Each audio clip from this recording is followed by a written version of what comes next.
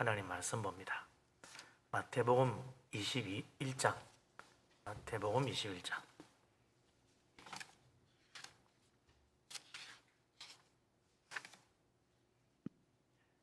33절에서 43절까지 말씀을 봅니다.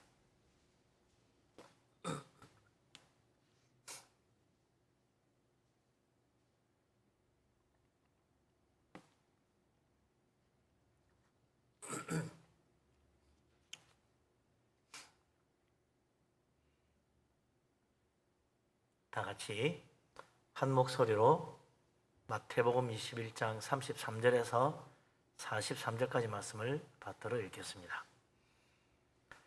다른 한 비유를 들으라. 한 집 주인이 포도원을 만들어 산 울타리로 두르고 거기에 즙 짜는 틀을 만들고 망대를 짓고 농부들에게 새로 주고 타국에 갔더니 열매 거둘 때가 가까우매 그 열매들 받으려고 자기 종들을 농부들에게 보내니 농부들이 종들을 잡아 하나는 심히 때리고 하나는 죽이고 하나는 돌로 쳤거늘 다시 다른 종들을 처음보다 많이 보내니 그들에게도 그렇게 하였는지라.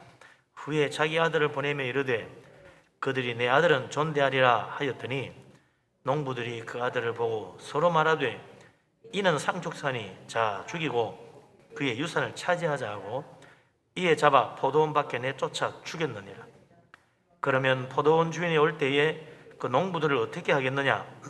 그들이 말하되 악한 자들을 진멸하고 포도원은 제때에 열매를 바칠 만한 다른 농부들에게 새로 줄지니이다.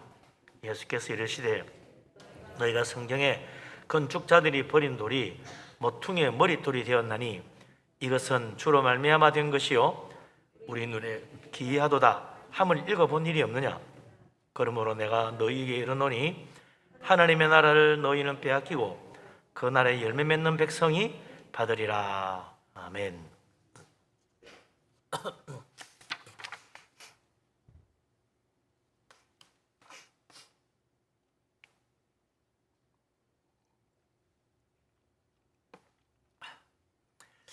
이 말씀은 포도원 농부에 대한 비유의 말씀이죠. 예수님께서 포도원에 관한 비유를 여러 번 하셨어요.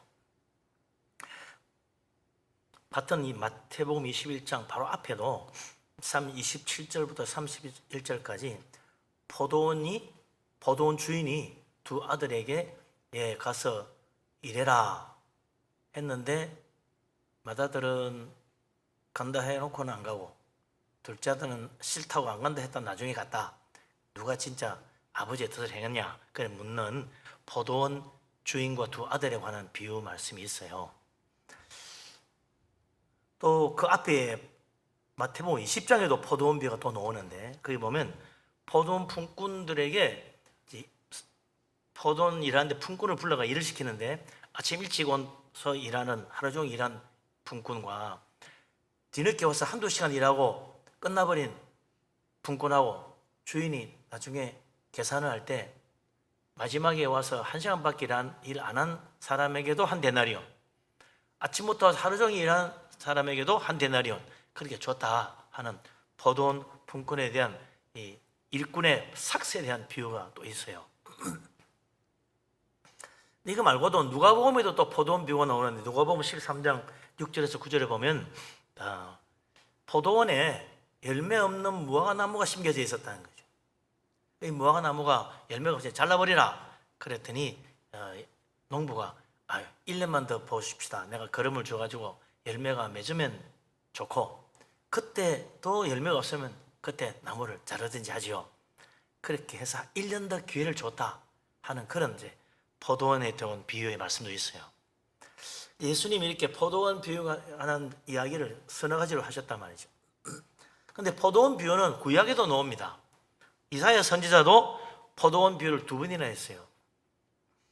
이사야 5장 1절 7절에 보면 그 유명한 포도원 비유가 나오는데 나의 사랑하는 여호와 하나님 그분의 포도원에 관한 이야기라. 기름진 땅에 극산품 포도나무를 심었는데 좋은 포도 맺히기를 기다렸더니 이게 웬일입니까? 들포도가 맺혔다는 거예요. 그래서 포도원을 다 그냥 해쳐버리고 없애버렸다 하는 그런 이야기죠. 그래서 좋은 포도 맺어야 된다 그런 이야기죠. 또 이사야 27장에도 보면 포도원 이야기가 나오는데 거기 여호와는 포도원 지기라 이번에는. 그래가지고 포도원을 사랑하고 아끼고 지켜가지고 해치지 못하도록 보호해서 좋은 결실을 맺도록 만든다 하는 그런 이야기 또 나와요.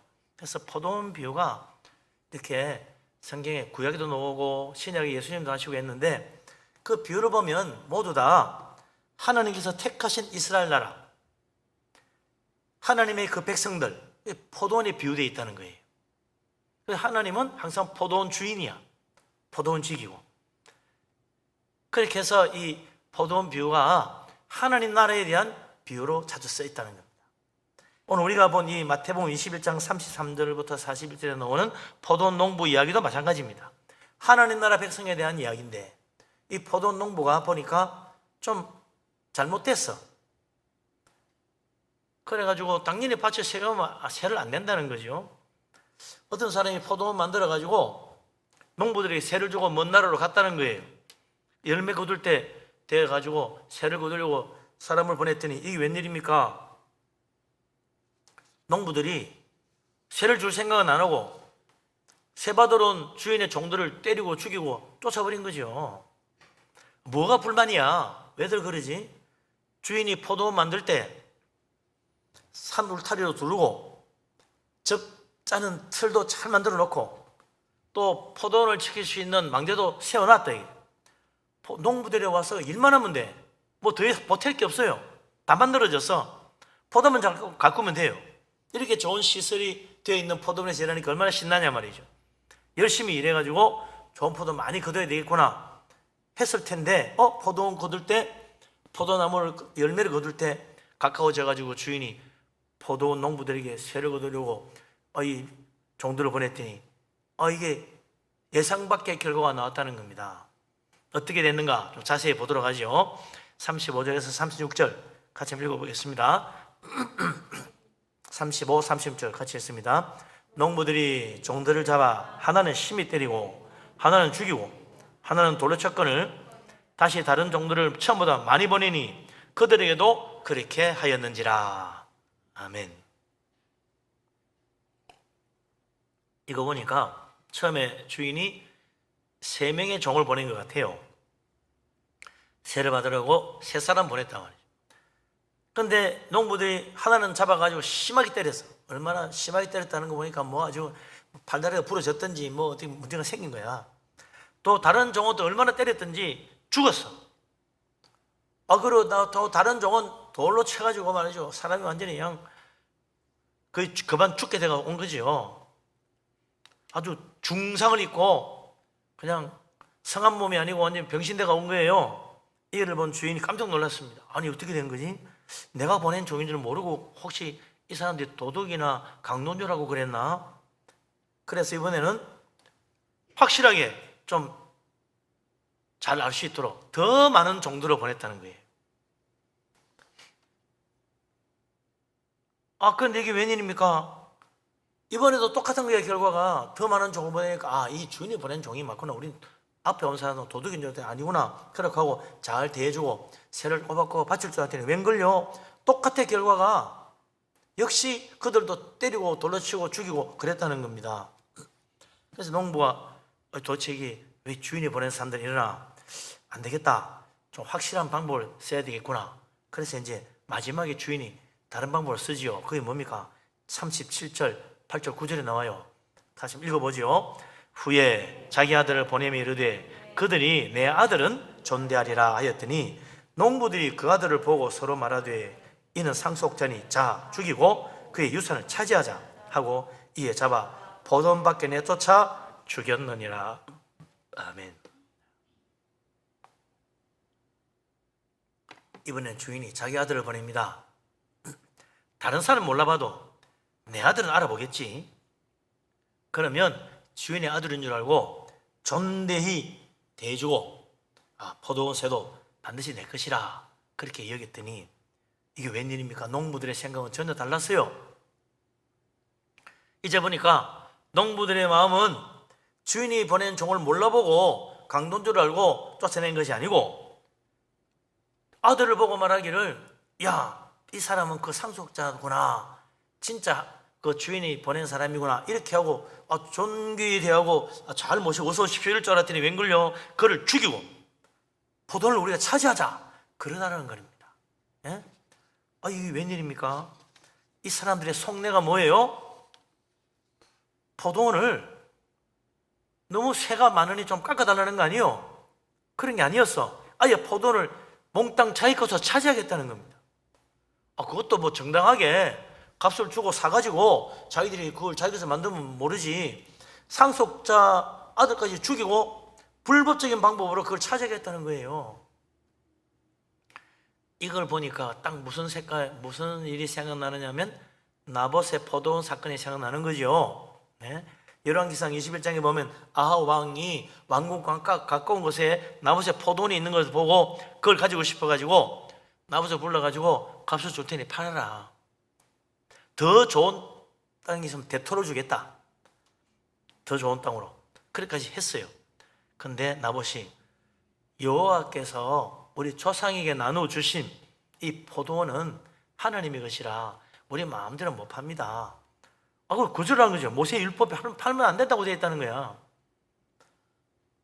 그러니까 아합 왕이 그걸 땅을 못 사가 끙끙하려니까 이걸 본 아합의 왕후 이세벨이 거짓 정의를 세워가지고 나봇이 왕을 못 오겠다 하는 거짓 정언으로 말이죠, 나봇을 돌로 쳐 죽여 말한 거죠. 주인 없는 포도원이 됐다고 아합 왕이 가서 이제 마음대로 가져도 된다고 그랬다는 거죠. 그 뒤에 아합 왕과 이세벨 왕후 어떻게 됐습니까? 하나님께서 엘리야 선지자를 보내가지고 아합의 집이 저주를 받아 멸망할 것이라 예언합니다. 그 뒤에 진짜 아합의 왕조는 예후에 의하여 멸망하고 이세벨 왕후는 비참하게 죽고 말아요. 하나님의 율법을 어기고 불법한 방법으로 죄 없는 나봇을 죽이고 하나님이 정한 그 선을 넘어가지고 나봇의 포도원을 강탈해 가진 아합 왕과 이세벨 왕후가 하나님의 심판을 받아 멸망했단 말이죠. 이 포도원 농부가 딱 그 모습이라 주인의 포도원을 자기 것으로 차지하려고 종들도 때리고 죽이고 그 상속자 아들까지 죽여버려서 그럼 그것을 강탈하려고 했다. 이 세상에는요, 이렇게 자기 것이 아닌 걸 불법적인 방법으로 강탈하려는 악한 자들이 있습니다. 우린 그런 사람들을 뭐라고 그래요? 슬쩍 가져가는 사람은 도둑놈이고 힘으로 억지로 뺏어가는 사람은 강도고 거짓말로 속여서 뺏어가는 사람은 사기꾼이야. 예? 이런 종류들이 있어요. 그런 사람 당연히 세상 법으로도 처벌을 받죠. 그런데 놀랍게도 하나님의 것을 빼앗아가려는 자들이 있다. 이 웬일입니까? 그 마태복음 21장의 이야기예요. 포도원 품꾼 이야기가 바로 주인이신 하나님 무시하고 하나님의 것을 빼앗아가려는 악한 자들의 세상이 있다는 거예요. 뭐 그런 이야기가 있나? 옛날부터 그랬어. 이스라엘 나라가 어떤 나라입니까? 하나님께서 애굽의 노예로 고생하고 있는 히브리인들을 하나님의 종 모세를 보내가지고 구해냈잖아요. 그래서 적과 그 꿀이 흐르는 가나안 땅으로 인도해가지고 그 땅에다가 하나님 나라를 세웠어요. 이제 이스라엘 나라의 주인은 누구냐? 하나님이라. 하나님이 그들을 구해주고 자유를 주었고 그들에게 가나안 땅 줬어요. 그래서 이스라엘 나라 가나안 땅에 세운 가나안 땅에 세운 이스라엘 나라는 왕이 없었습니다. 사사들이 다스렸어요. 왕이 없는 게 아니라 여호와 하나님 왕이시니 사람은 사사로서 그냥 재판만 해주고 문제가 생기면 판결만 해주고 그렇게 살았다. 그런데 이스라엘 백성들이 가만 보니까 다른 나라는 다 왕이 누리먹거든. 우리도 왕을 세워주세요. 그때 사무엘 선지자가 뭐라 그럽니까? 여호와가 우리 왕인데 왕을 달라고 하더니 반영하는 것이지 그러면 안 된다 했는데도 계속 백성들이 왕을 구하는 거예요. 그래서 어떻게 합니까? 사울을 왕으로 세워줬잖아요. 근데 사울이 왕이 된 다음 어떻게 합니까? 사울이 하나님의 말씀을 거역하기 시작하는 거예요. 그리고 자기 영광을 구하는 거야. 이스라엘 나라 주인 행세를 하기 시작합니다. 분명히 이스라엘 나라는 하나님이 주인이고 하나님이 왕인데 사울이 왕이 되더니 나라를 빼앗아 가지려고 하는 거죠. 어떻게 됩니까? 결국 사울 왕은 하나님께 버림받고 멸망합니다. 사울 왕조 그걸로 끝나는 거죠. 그리고 어떻게 돼요? 하나님께서 하나님 마음에 맞는 다윗에게 기름 부어 그를 왕으로 세워서 이스라엘 나라를 그의 손에 주었다. 하나님이 주인이니까 하나님 마음에 맞는 사람이 언제든지 주는 거예요. 세상 권세를 차지하다 보면요 자칫 착각합니다. 내가 주인이고 내가 왕인 건 줄 생각해요. 이 모든 건 내가 이루었다. 이 사울 왕만 아닙니다. 느부갓네살 왕도 그랬잖아요. 이 서남 왕국은 내가 정복하고 이 거대한 바벨론 제국은 내가 세운 나라다. 그게 잘 스스로 감동하고 스스로 만족했어요. 하나님의 나라, 하나님께서 주신 건데 그걸 모르고 자기 거로 착각하는 거지. 세상 권세 성공한 사람들이 착각에 빠지기 쉬운 거예요. 나라만 아니라. 그래서 우리 인생도 그래요. 분명히 우리 인생을 지으신 분이 하나님이잖아요. 나에게 생명 주신 분이 누구예요? 하나님이 주셨어요. 그러니 내 인생의 주인이 누구라고요? 하나님이 주인이요. 그런데 하나님 믿지 않는 수많은 인생들, 내 인생의 주인이신 하나님 인정하지 않습니다. 하나님이 내 인생의 주인이라니 무슨 소리야? 하나님 무시합니다. 그리고 내 인생은 내가 주인이야. 내 알아서 하는 거야. 내가 하고 싶은 대로 내 꿈을 이루고 내가 하고 싶은 일하고 내가 원하는 걸 해. 내 인생은 나의 것이야. 그렇게 하고 사는 거죠. 누구도 간섭할 수 없어. 하나님이 왜 나를 간섭하느냐고. 그러는데 그렇게 사는 인생들 어떻게 됩니까? 결국 하나님의 심판을 받습니다. 영원한 멸망의 지옥에 떨어지고 말아요. 불쌍한 인생들이죠. 주인을 잘 몰랐던 거지. 우리는 내 인생 지으신 하나님, 나에게 생명 주신 하나님을 알아야 돼요. 그 하나님이 내 인생의 주인이다 깨달아야 돼요. 내가 지금 내 마음대로 하는 것 같지만 진짜 주인이 있다는 사실을 알아야지. 그래서 우리는 내 인생의 주인이신 하나님 음성을 들어야 됩니다. 하나님 뜻이 무엇인가 살펴야 돼요. 하나님께서 왜 나를 이 땅에 보내셨는지, 나를 이 땅에 보내신 하나님의 목적, 그걸 깨달아야 돼요. 그저 내 꿈을 위해 사는 게 아닙니다. 하나님의 목적을 따라 살아야지. 하나님 목적에 맞게 살아야 진짜 행복한 거예요. 하나님이 인생을 지으신 진정한 목적이 뭐냐? 성경이 얼마나 많이 이야기합니까? 첫째가 하나님 영화롭게 하라는 거예요. 하나님 영광 돌리는 겁니다. 영원토록 하나님 찬양하고 영원토록 하나님 기뻐하고 하나님께 감사하고 하나님께 예배하고 하나님 섬기며 사는 거예요. 이게 하나님 우리를 지으신 제일 중요한 목적입니다. 이거 잊어버리면 안 돼요. 근데 하나님 믿지 않는 자들, 하나님이 내 인생의 주인이 아니라고 생각하는 사람들은 하나님 섬기지 않습니다. 하나님 찬양하지도 않고 하나님 예배하지도 않고 하나님 감사하지도 않아요. 다 내가 한 건데 자기의 영광 돌립니다. 나는 참 훌륭해, 내가 성공, 내가 참 잘했어, 자기를 칭찬합니다. 주인을 몰라보는 인생들이죠. 두 번째, 하나님 우리 인생을 만드신 목적이 뭡니까? 선하신 하나님의 뜻을 따라 우리도 선하게 살아라. 좋은 일하고 사는 거. 그게 하나님의 목적이요. 하나님 이 세상 우리를 지으실 때 악하게 살라고, 나쁘지 않으라고 절대 만들지 않았어요. 하나님 우리가 서로 사랑하고 살라고 만드는 거지. 선을 행하고 살려는 거예요. 그래서 우리가 선한 행실을 통해서 이 세상에 빛이 되어야 된다. 그게 하나님이 우리에게 주시는 인생의 목적이라. 근데 너무 많은 사람들이 자기 욕심을 매어 삽니다. 자기 욕심을 채우려고 그래요. 자기 하고 싶은 거 하고, 악한 일이라도 자기 목적을 이루려면 그까짓 거 별것 아니야, 다들 그렇게 하고 사는데 뭐, 그러면서 그냥 악동행하고 살아요. 자기 욕심 채우고 사는 거예요. 그러다가 어떻게 됩니까? 하나님이 그런 인생들을 심판하십니다. 영원한 멸망의 지옥으로 떨어지고 만다. 그것도 불쌍한 인생이죠. 이 두 가지 목적이 연결되어 있어요. 하나님을 영화롭게 하고 하나님께 영광 돌린 인생은 하나님의 선하신 뜻을 알고 또 하나님의 그 선하신 뜻을 따라 좋은 일하고 살려고 하는 거죠. 그래서 하나님 믿는 사람은 이 세상의 주인이시오 내 인생의 주인이신 하나님 잘 섬겨가지고 축복받아 영원한 천국도 가는 거예요. 우리가 진짜 내 인생의 주인이 하나님이라는 사실을 깨달아야 된다. 이거 뒤바뀌면 안 됩니다. 멸망밖에 없는 거죠.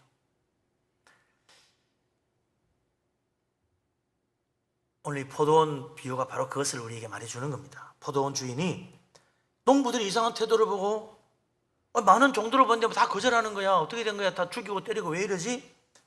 하나님께서 이스라엘 나라를 위해서 얼마나 많은 선지자를 보냈습니까? 그걸 보여주는 이야기죠. 사무엘 선지자로부터 시작해가지고 엘리야, 엘리사 선지자를 보냈고 이사야 선지자도 보내고 호세아도 보내고 아모스도 보내고 수많은 선지자들을 계속 보냈어요. 그래가지고 뭐합니까? 우상 숭배하지 말고 하나님을 섬겨라. 하나님 버리면 멸망밖에 없다. 하나님께로 돌아오라. 계속 이야기했는데 안 들었어요. 그래서 나라가 멸망한 거야. 포도원 주인이 여러 종을 보냈는데도 안 되니까 이번에 어떻게 합니까? 마지막에 한 것이 아들을 보낸 거잖아요. 당연히 농부들이 주인의 아들을 알아보고 존대하고 그 말을 듣고 새를 바칠 줄 알았더니 웬걸 농부들이 이번 기회야말로 포도원을 차지할 수 있는 기회다 그렇게 말하면서 탐욕의 눈이 어두워가지고 이 포도원 주인의 아들을 죽이고 말았다. 예수님 여기서 왜 사람들이 이 세상의 주인이시고 우리 인생을 만드신 하나님을 거절하느냐? 그 마음속에 뭐가 있느냐? 그게 탐욕이라고 분명히 말합니다. 불신앙의 이유가 뭐냐? 탐욕이에요. 세상을 내가 차지하려는, 내 인생을 내 마음대로 하려는 그 탐욕, 하나님의 것을 내 것으로 만들려는 탐욕이 사실은 하나님 거절하고 불신앙 빠져서 하나님 대적하고 자기 마음대로 사는 이유다 이거죠. 불신앙의 그 속에는 뭐가 있느냐? 탐욕이 있더라. 하나님의 것을 내가 차지하려는 탐욕. 그래서 이 세상의 주인이시고 우리 인생의 주인이신 하나님, 그 하나님께서 우리를 올바른 길로 인도하시려고 보내신 하나님의 아들, 그분을 우리가 제대로 알아봐야 된다. 마지막 기회입니다. 이게 그 아들을 보내신 것이 마지막 기회였다. 그런데 이 농부들은 그 마지막 기회조차 날려버린 거 아니에요. 하나님 아들인 줄 모르고 그랬지. 모르고 그러다니 무슨 소리요? 다 알면서 그런 거지. 하나님의 아들 예수 그리스도께서 오셔서 얼마나 놀라운 일들을 행하셨습니까? 수많은 병자를 고쳤습니다. 중풍병자를 일으켰습니다. 소경의 눈을 뜨게 했어요. 손 마른 자를 펴줘요. 나병한 자를 깨끗하게 해줬어요. 고치지 못한 병자가 없어서 다 고쳐줬어. 그뿐만 아닙니다. 심지어 풍랑을 잠잠케 하시고 물 위로 걸어오시고 물고기 2마리 보리도 5개를 5,000명을 먹이고 12광절에 남았어요. 이런 놀라운 일들만 아니고 주님이 하시는 말씀들은 정말 감동적이고 정말 은혜로운 하나님의 말씀이었어요. 예수님 말씀 듣고 다 감동해서 수많은 사람들이 예수님 말씀 들고 따라다녔대요. 요한복음 3장에 보면 유대인 랍비 니고데모가 밤중 예수님 찾아와서 이렇게 말합니다. 우리가 당신은 하나님께로부터 오신 선생인 줄 아나이다. 하나님이 함께 하시지 아니하시면 당신이 행하시는 이 표적을 아무도 할 수 없음이니이다. 니고데모가 분명히 말했어요. 바리새인이고 랍비였던 이 니고데모, 또 이스라엘의 공회원이었잖아요. 최고의 지위를 가졌던 사람입니다. 그 사람이 예수님이 하신 일은 하나님이 하신 일이고 당신은 하나님 보내신 사람이 틀림없다. 수많은 표적이 증거하고 있다. 이야기했어요. 알아봤다는 겁니다. 니고데모가 눈 뜨고 밖에서요 다 본 거예요. 대제사장도 바리새인도 서기관도 다 본 거예요. 예수님이 하신 놀라운 일들은 차고 넘쳤습니다. 예수님이 하신 말씀, 놀라운 은혜로운 천국 복음 정말 많았어요. 너무나 많은 말씀을 들려주었어요. 이런 것들이 예수님이 하나님의 아들이라는 확실한 증거가 됐다 이거죠. 그러나 예수님이 점점 더 많은 놀라운 말씀을 들려주시고 점점 더 크고 놀라운 표적을 행할수록 대제사장 바리새인들은 예수님을 대적하고 진짜 예수님 죽일 음모를 하나하나 꾸며나갔다는 거예요. 그리고 마지막에는 결국 그걸 실행하여 예수님을 십자가에 못 박아 죽이고 만 거죠. 마지막에 결국은 예수를 진짜 죽일 수밖에 없다라고 결정하게 된 가장 큰 이유가 뭡니까? 예수님이 죽은 자를 무덤에서 살리는 나사로 표적 때문에 더 그랬어요. 이런 어마어마한 표적을 행하니까 이번이야말로 진짜 하나님 보내신 전능하신 하나님의 아들이 맞구나, 죽은 자도 살리는구나, 그걸 믿고 수많은 사람들이 예수님을 따라갑니다. 그걸 본 바리새인들 대제사장들이 뭐라고 그래요? 이러다가 온 천하가 다 예수라는 자를 믿고 따라가겠다, 이제 더 이상 예수를 죽이지 않으면 안 되겠다, 그렇게 결정한다는 거예요. 그리고 결국 예수를 붙잡아가 십자가 향해 좌여 죽이고 만 거죠.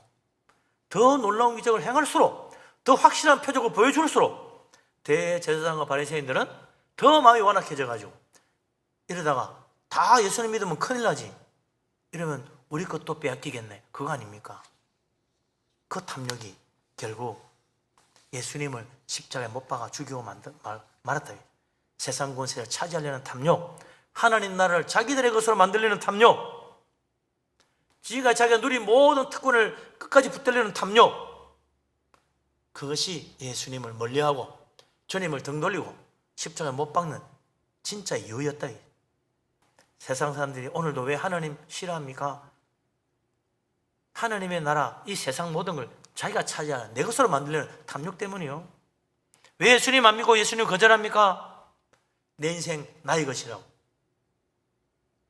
결코 예수님 앞에 무릎 꿇기 싫었어. 탐욕 때문에 예수님 거절하는 거예요. 세상이 왜 하나님 미워하고 교회를 박해하는가? 세상의 주인이신 하나님 내쫓고 세상 모든 거 다 가지려는 탐욕 때문입니다. 세상 사람들 아무리 잘 되고 부자가 되고 풍요로워져도요, 절대 하나님께 감사하지 않아요. 왜요?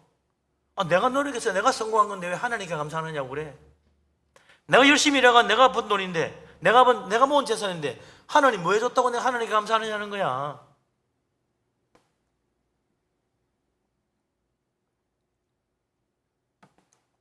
다 내 것이다. 그 탐욕입니다. 하나님 인정하지 않는 거예요. 세상 사람들의 마음속에는 탐욕에 가다가요, 하나님은 이미 내쫓겼어요. 자기들이 세상의 주인이요, 내 인생의 왕이요. 하나님 믿지 않는 이유는 탐욕 때문입니다. 그래서 골로새서 3장 5절에 뭐라고 그랬어요? 탐심이 우상숭배라고 그랬어요. 탐심이 나를 내 인생의 주인으로 만들고, 탐심이 나를 내 인생의 신으로 만드는 거예요. 나를 위해 섬기고 나를 위해 살게 만드는 거예요. 내 욕심대로 내 하고 싶은 대로 살도록 만드는 거예요. 그래서 하나님 거절합니다. 이런 사람은요, 절대로 하나님 못 믿습니다. 아무리 좋은 이야기 축복이 있다 그래도 안 믿어요. 천국 가려고 가야 되지, 그런 말 귀에 안 들어와요. 이 세상 붙들고 앉아고 좋은데 뭐.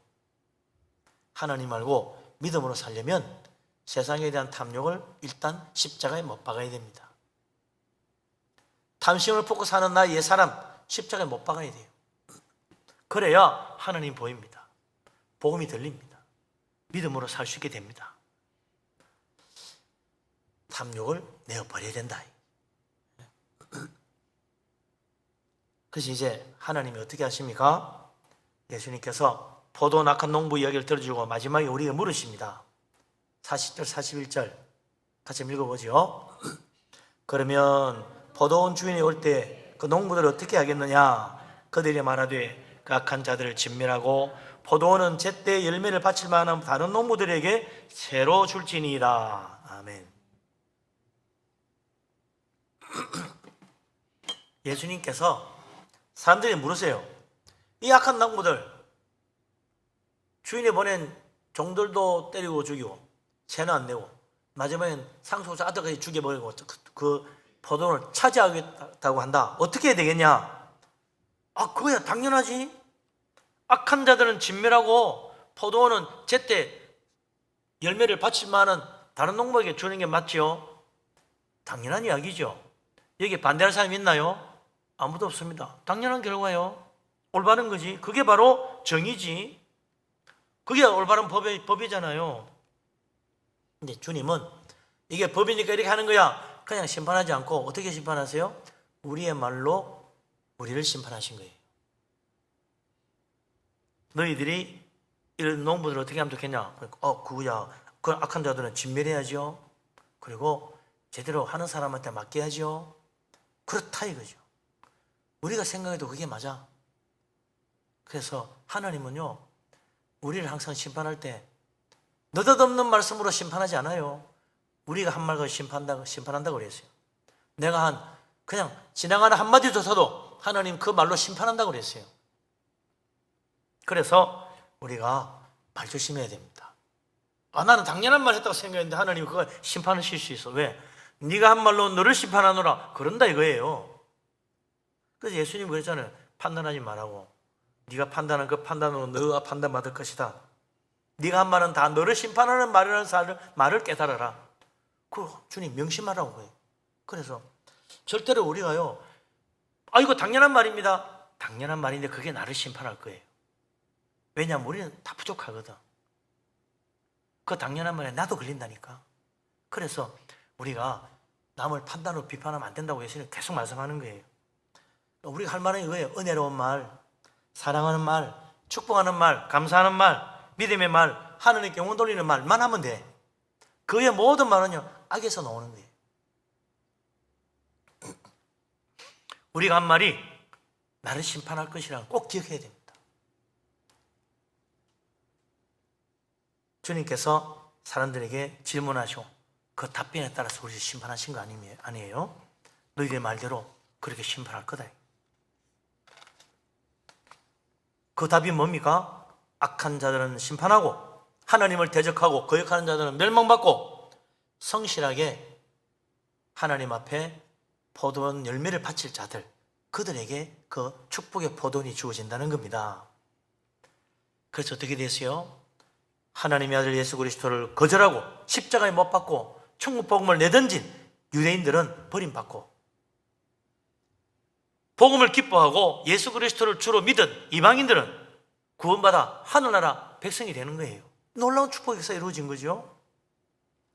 예수님께서 그래서 제자들에게 땅 끝까지 이르러 내 증인되라고 하시고 온 천하에 다니며 만민에게 복음 전하라 하신 거예요. 그래서 2000년 동안 온 세상 모든 나라 모든 민족 모든 방언에 복음이 전해지고 예수 그리스도 주를 믿는 교회가 세워진 겁니다. 그리고 150년도 전에 이 땅에도 복음이 전해져 가지고 교회가 세워지고 오늘 수많은 사람들이 예수 믿고 있잖아요. 얼마나 감사한 일입니까?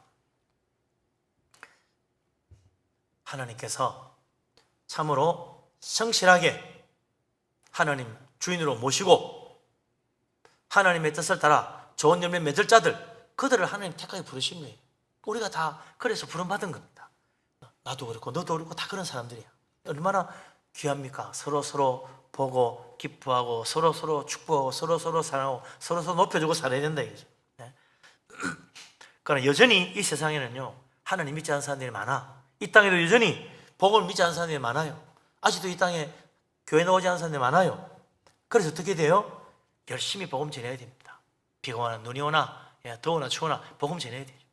피곤하고 힘들어도 나가서 복음 전해야 돼요. 아니 우리 집에도 복음 전하고 했는데 안 믿어요. 10년 동안 해도 안 돼요. 그냥 포기했어요. 포기하면 안 돼요. 10년 동안 안 믿으면 20년 동안 계속 전해야지. 20년 해도 안 됩니다. 30년 동안 계속 복음 전해야지. 끝까지 전해야 돼요. 그래서 계속 포기하지 말고 전하면 하나님이 때에 그들의 마음이 열린다 이거죠. 하나님이 그들의 마음 돌이킬 때가 오는 거예요. 그래서 우리가 열심히 전해야 돼요. 이 나라도 이 정도 뭐 교회 많이 세웠으면 됐지. 교회 너무 많아. 너무 많게는요. 이 땅에 안 믿는 사람이 이렇게 많은데 교회가 많다니 무슨 소리예요? 모자라는 거요. 교회가 더 세워져야 이 땅에 정말 복음이 충만해지고 다 예수 믿는 복음화된 나라가 될 거 아닙니까? 열심히 더 전해야 돼요. 더 많은 교회 세우도록 노력해야지. 너무 많아서 안 돼. 그 말이 사탄의 말입니다. 이렇게 예수 안 믿는 사람이 배가 넘는데 교회가 많다니 무슨 소리요? 잘못된 거지. 정말 더 열심히 복음 전해야 됩니다. 아직도 이 땅에 전도해야 될 곳이 많다. 하나님 안 믿는 사람들 다 우리가 전해야 될 사람들 아니겠습니까? 기도하고 전해야 돼요. 자, 이제 우리가 하나님 믿고 믿음 생활하면서요, 늘 중심에 뭐가 문제입니까? 탐욕이 문제라. 탐욕 때문에 결국 이런 비참한 일이 벌어지고 자기가 멸망당하는 일이 생겼대. 남도 죽이고 자기도 죽는 어리석은 일이 생긴 거죠. 그래서 하나님께서 이제 우리가 정말 올바른 질서를 잡아야 된다. 그게 이제 예수님 말씀하신 말씀이죠. 마지막 하신 말씀 42절 43절 같이 읽겠습니다. 예수께서 이르시되 너희가 성경에 건축자들이 버린 돌이 모퉁이의 머릿돌이 되었나니 이것은 주로 말미암아 된 것이요 우리 눈에 기이하도다 함을 읽어본 일이 없느냐? 그러므로 내가 너희에게 이르노니 하나님의 나라를 너희는 빼앗기고 그 나라에 열매 맺는 백성이 받으리라. 아멘. 사람들이 세상에 대한 탐욕 때문에 내다버린 예수님, 그분은 버린 돌같이 저 한쪽 곳으로 내몰렸지만 그러나 사실은 그분이 바로 모퉁이의 머릿돌처럼 소중하신 분이더라. 그분이 바로 모퉁이의 머릿돌처럼 우리 인생을 축복해 주시는 분이다. 바로 잡아야 돼요. 지금 세상이 뒤집어져 있는데 바로 잡아야 돼요. 모퉁이의 머릿돌이 지금 버린 돌이 돼 있어요. 바로 잡아가지고 모퉁이의 머릿돌 삼아야지. 세상 사람들은 모르고 무시하고 발로 차버리고 저 버린 돌처럼 한쪽 구석에 내몰았지만 우리는 아니죠. 이분이 얼마나 귀한 분인지 알기 때문에 예수님을 사랑하고 섬기고 예배하고 찬양하고 주님 위해서 일하는 거예요. 그분을 높이는 거예요. 세상에 아무리 예수님 모시도 우리는 예수님을 섬깁니다. 그분이 우리의 주인인 줄 압니다. 탐욕에 사로잡혀 자기 인생의 주인이 누군지도 모르고 자기가 주인이 돼가지고 하나님 저버리고 사는 사람들, 그런 사람들에게 하나님 나라는 없습니다. 그래서 하나님 나라 너희는 빼앗기고 그 나라에 열매 맺는 백성이 받는다고 그랬어요. 하나님 나라는 누가 받습니까? 열매 맺는 백성, 하나님 기뻐하시는 열매 맺는 자, 그 사람들이 받는 거예요. 우리가 하나님께 바치는 새라는 게 뭐예요? 우리 주신 포도원에서 바쳐야 될 새가 뭐냐? 그건 바로 믿음의 선한 열매입니다. 좋은 일하고 사는 거예요. 교회 와서 열심히 봉사하고 섬기고 전도하고 주님 뜻대로 사랑하고 또 서로 기뻐하고 하는 이 모든 일들, 그게 우리가 하는 선한 열매라. 그게 우리 하나님께 바쳐야 될 새입니다. 그 좋은 열매 많이 맺는 사람에게 하나님 나라가 주어진다. 열매 없는 자는 멸망한다. 하나님께 열매를 내야 돼요. 그래서 열매 없는 무화과는 어떻게 됐어요? 저주받다 말라 죽었잖아요. 열매 없는 자는 멸망하는 거예요. 그 열매 없는 자들이 바로 새를 안 바치는 악한 농부와 같은 사람들이라. 뭐 사는데 뭐 그러고 할 수도 있고 안 할 수도 있지. 할 수도 있고 안 할 수도 있는 게 아니에요. 해야 되는 거예요. 좋은 열매 맺어야 되는 거예요. 놀라운 축복을 받았는데, 은혜 받았는데 좋은 열매 맺어야지. 하나님 영광 돌려야죠. 그래서 우리 심는 사람은 좋은 열매 많이 맺어야 돼요. 교회에서도 세상에서도 가정에서도 일터에서도 좋은 열매 맺어야 됩니다. 그거 보고 하나님 축복하시는 거예요. 그래서 바로 그게 버린 돌을 모퉁이 머릿돌로 되돌리는 작업이다. 한쪽 구석에 사람들이 버려놓은 그 버린 돌 같은 예수님. 교회가 많은데요. 예수가 뭔데? 사람들은 다 그렇게 생각해. 버린 돌이야, 사람들에게. 세상이 중요해. 재물이 중요하고 내 성공이 중요하고 내 꿈이 중요해. 그래서 버려져 있는 예수님, 이제 그분이 모퉁이 머릿돌입니다. 이분이 우리의 주인입니다. 우리가 봐도 이 주님을 섬기고 좋은 열매 맺어야 하늘나라 천국 축복을 받습니다. 알려줘야죠. 그게 바로 전도하는 거 아니겠습니까? 이제 이 세상의 주인 돌려서 버린 돌 같은 주님을 머릿돌 되게 세상 사람 전하고, 우리가 또 머릿돌 대신 예수님 섬기는 자들로서 하늘나라 좋은 열매 맺어가지고 하나님께 영광 돌리고 천국의 축복을 누리는 우리 모두가 될 수 있기를 주님의 이름으로 축원합니다. 아멘. 기도합니다.